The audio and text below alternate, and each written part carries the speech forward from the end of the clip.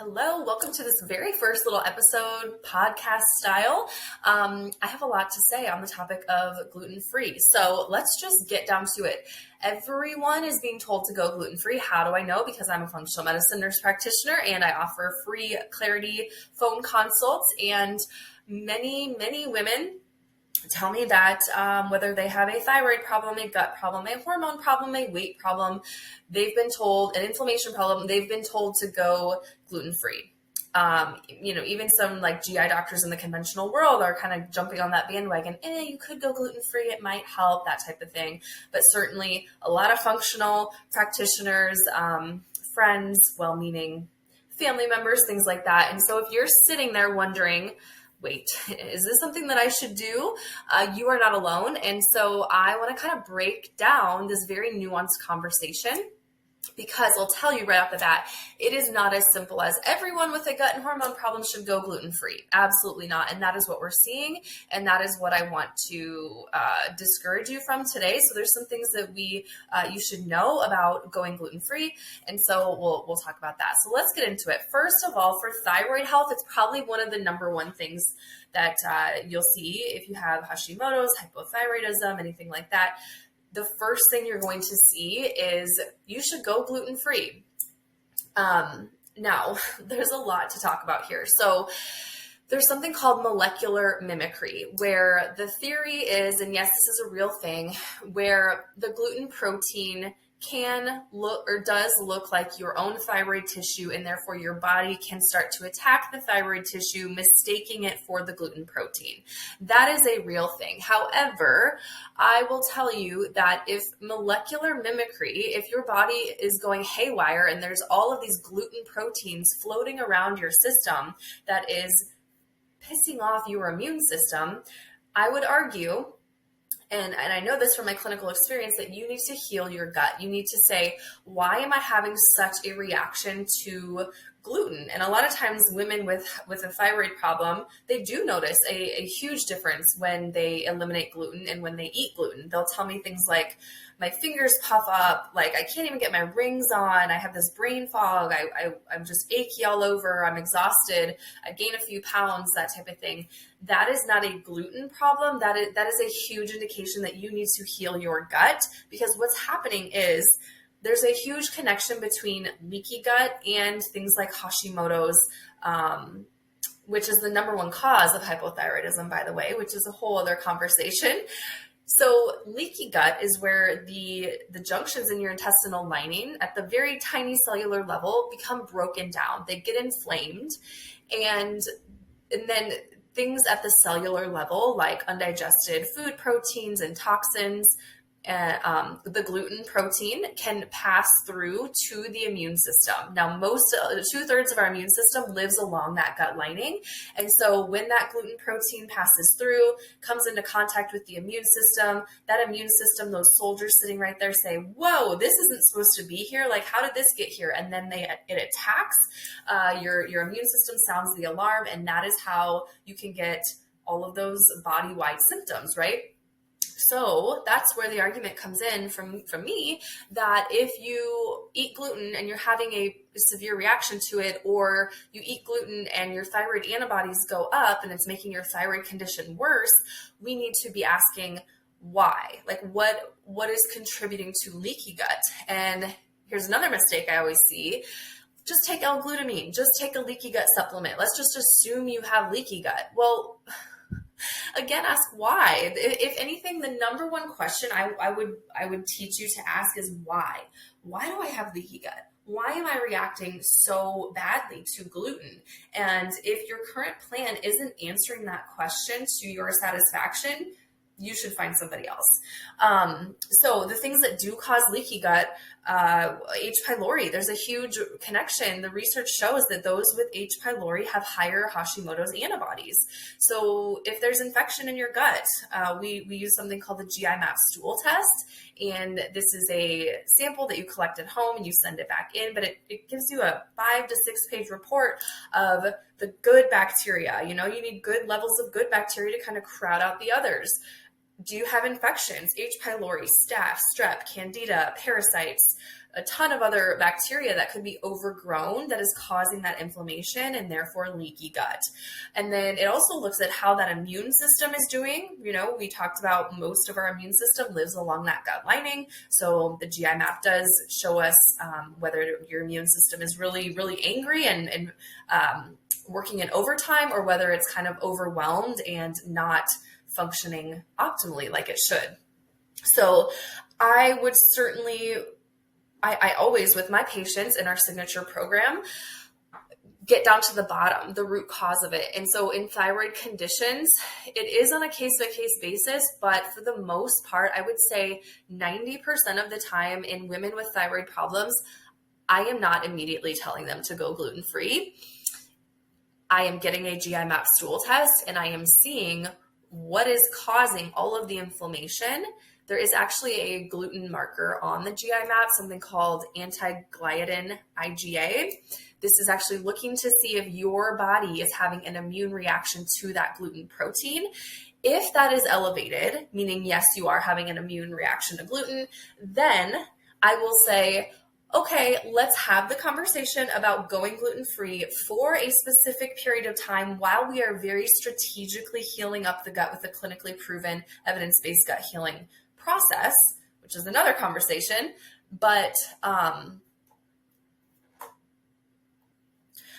would be asking questions like, what is your stress level? What are the feelings that come up immediately when I say, hey, you might need to go gluten-free? If you are telling me, I'm already at an 8 out of 10 stress every single day of my life. Now you just told me to go gluten-free and my stress goes up to a 15 out of 10. I'm saying absolutely not. We're not going gluten-free, because stress is one of the top things that will keep you from healing your gut and therefore healing your thyroid. So you're just going to be working against yourself there. So this is a very nuanced conversation, right? It is not black and white. It's not, if you have a thyroid problem, you must go gluten-free. It's just so far beyond that. And I'm just really sick of seeing just kind of these blanket statements made that are so black and white, pertaining to a very nuanced conversation. So the other thing is, yes, you might feel better going gluten-free, but that's because your body just doesn't have now you have less of that gluten protein that is leaking through. You still have the leaky gut. You still have all the things that are causing the leaky gut. You've just taken away that trigger, right? So this is surface level. Gluten-free is surface level. No matter how you dice it up, it's surface level. So if you are going gluten-free, you should absolutely be doing more gut healing underneath the surface. And if we're having someone go gluten-free, it's always for a very short period of time. And by very short, I mean 4 to 6 months, while we are using my PTH gut healing framework, which is prep, treat, and heal, because the gut has to be healed in the right order, with the right supplements. And yes, there is research that can guide us. And so, yes, it's a very nuanced conversation when it comes to gluten and thyroid health. Now, let's chat about gluten-free for gut healing. When someone comes to me with all sorts of gut problems, whether that's bloating, reflux, constipation or diarrhea, lifelong IBS, all kinds of food sensitivities, you guessed it, the number one thing they're told to do is go gluten-free. And then there's also dairy-free, sugar-free, nut-free, they're just like this crazy elimination diet. But again, that's very surface level. The gluten is not the problem. No food is the problem. Even if you've had a food sensitivity test, the blood test, and you see gluten flagged high, so many times women are told, oh, yep, man, you're just going to have to go gluten-free. And then, but again, ask why. Like, why is my body, I can assure you, your body did not just wake up one day pissed at pineapple. Like, I love to say that. Or gluten or whatever it may be. Like, if you can ask why, and there seems like there should be a logical explanation, keep asking why. So yes, when, certainly celiac disease, like that is absolutely no gluten, right? That's an actual gluten allergy. But in terms of the gut healing, yes, women will say, I cut gluten and my bloating got so much better. That can absolutely happen. Gluten can be irritating to the gut lining, especially if you have leaky gut, if your body is now tagging that gluten as a foreign invader. Of course you're going to have symptoms, and of course your symptoms are going to get better when you take away that trigger. However, why is that a trigger? Why is that leaking out into your immune system and causing these widespread symptoms throughout the body? Why is it causing you to be bloated and gassy and have abdominal pain and maybe some reflux, right? So I'm calling BS that the idea that gluten-free equals gut healing. And yeah, it all comes down to the fact that it's all just very surface level and that you're not actually getting to the root cause of the problem. Now, again, I'll say if we get a GI map and that gluten marker is elevated, again, we're going to have the conversation. What comes up for you when I say, hey, let's consider going gluten-free for a period of time, right? We're not going to say go gluten-free forever, no matter what. But if someone's like, yeah, that really stresses me to the max, then it's like, no, we're not going to do that. Let's say they are like, it kind of makes me feel overwhelmed, but I'm willing to give it a shot. That's where we provide high level one-on-one support. Because the other thing I see is women who are like posting in random Facebook groups, and I don't blame them. Like, God bless them for trying to help themselves out. But it's just really unfortunate that, here, the scenarios that they've done a one-time office visit with a functional or integrative practitioner. They were told to go gluten-free and left with zero help on how to do that. So now they're crowdsourcing their information on Google or Instagram or random Facebook groups, right? The other problem here is that when we are so focused on what to take out of our diet, that's all we see, right? What we can't have, what we shouldn't have, putting a ton of food rules into place, which then creates food fear. But also then we're not focused on what to add in. Our gut needs a diverse array of nutrients to heal itself. And I find often that if a woman is very focused on what she can't have, she's often not focused on what she can have, or she's just no one is guiding her to, hey, here are the foods that are really good for your gut that are going to calm that inflammation so that we can get you to a point where you're not having so many reactions to foods. And that is how we heal up food sensitivities. So whether it's a gluten sensitivity or any other foods that you can't eat or that you shouldn't eat because of a food sensitivity test, which I hate. I don't recommend food sensitivity tests because it causes food fear, because there can be false positives, because it doesn't tell you how to heal the gut or why you're reacting to those foods.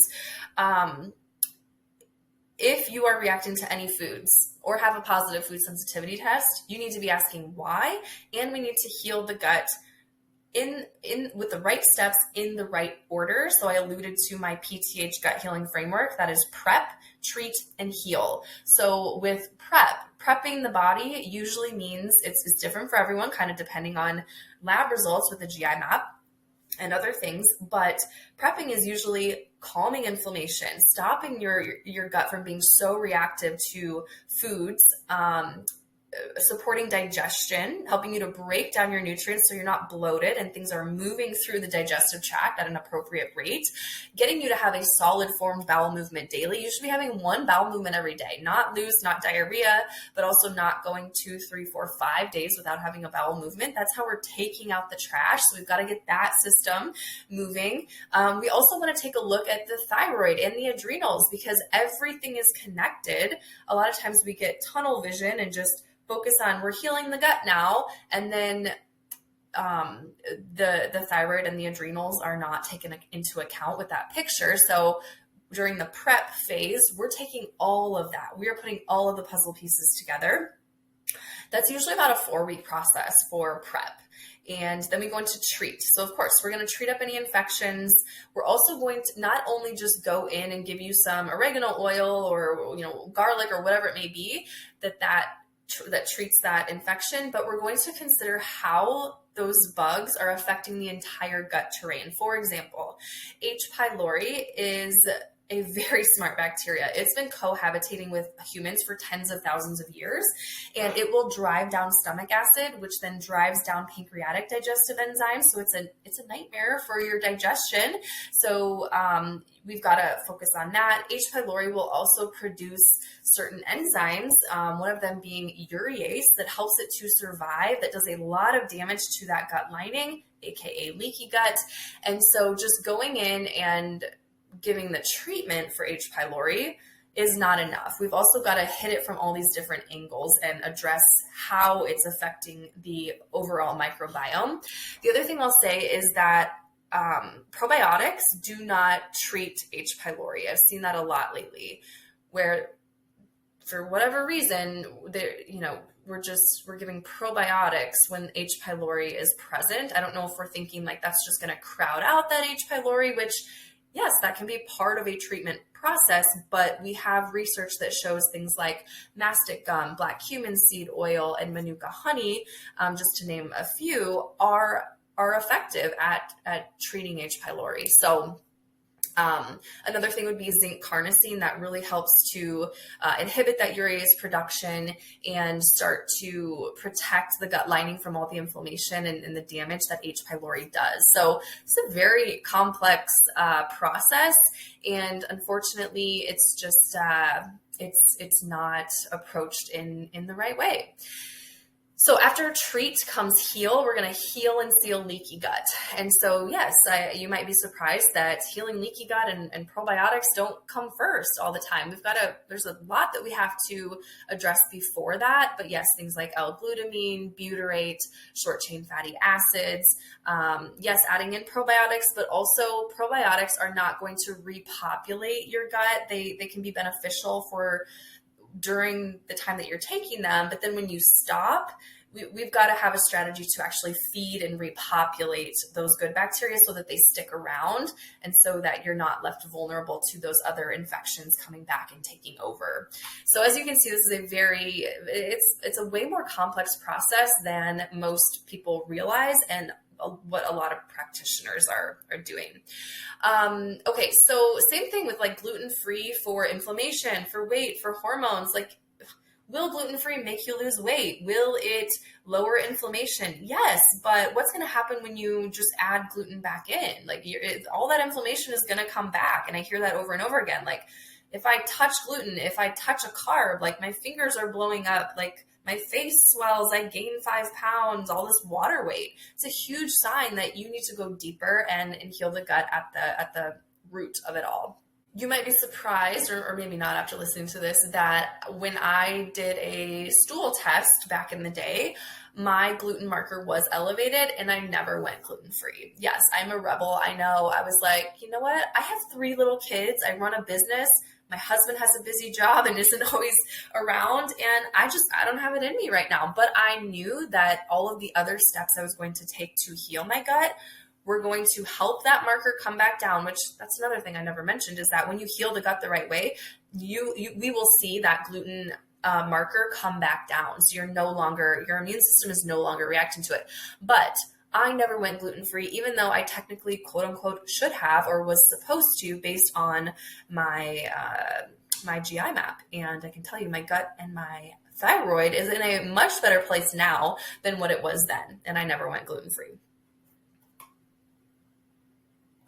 So in my mind, it really is sort of black and white. If gluten is causing you problems in any way, whether that's gut symptoms, your thyroid antibodies go up, you gain weight, it just makes you feel gross, you need a stool test, and we need to figure out what the root cause of that is. Now, I understand that stool testing is, it costs money. And I would also argue that you need a well-experienced practitioner to guide you through that full gut healing process, which takes a minimum of 4 to 6 months. And that's not feasible for everyone. So my advice to you then would be, if your nervous system allows it, go ahead and try gluten-free, try to cut back on it, but just realize that, the women I work with, at least, they come to a point where they're just done. They're done with messing around with it, because elimination diets cause so much stress, and because they're just sick of chasing symptoms, and because they're going to their doctor and spending money on the scopes and the specialists and all the things, that it's like they finally come to the realization, why don't I just spend my money and a good 4 to 6 months of digging in and healing it up, and I'm going to be in a much better place. And then I can get back to living my life, and symptoms aren't going to, I don't have to manage symptoms every single day of my life. Right. So, it's a very nuanced conversation. Hopefully I've given you a little more clarity on what all goes into the decision. Should I be gluten-free? Should I not?